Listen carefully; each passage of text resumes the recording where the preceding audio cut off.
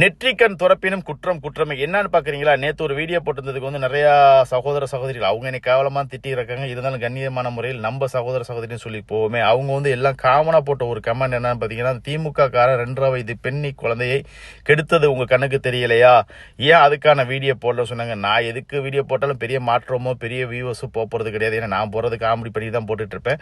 So யாரு குற்றம் செய்தாலும் சட்டப்படி நடவடிக்கை எடுக்க வேண்டும். எந்த கட்சியாக இருக்கட்டும், எந்த அரசியல் தலைவர்களாக இருக்கட்டும், தலைவிகளாக இருக்கட்டும், எந்த ஒரு உயர் பதவியில் இருந்தாலும் சரி, தப்பு தான். அதில் எந்த மாற்று கருத்தும் கிடையாது.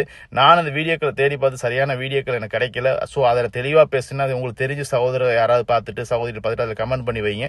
நான் அதை பார்த்துட்டு என்னால் முடிஞ்ச என்னோட ஆதங்கத்தை இன்னும் கொஞ்சம் அதிகமாக தெரிவிக்கிறேன். ஏன்னா எல்லாருக்குமே குழந்தைகள் இருக்கு, எல்லாருமே பெற்றோர்களாகவும் இருக்காங்க, பெற்றோர்கள் ஆகக்கூடியவங்களாகவும் இருக்காங்க. ஸோ தவறு யாரு செய்தாலும், எந்த கட்சி செய்தாலும் தவறு தான். அதில் மாற்று கருத்து கிடையாது.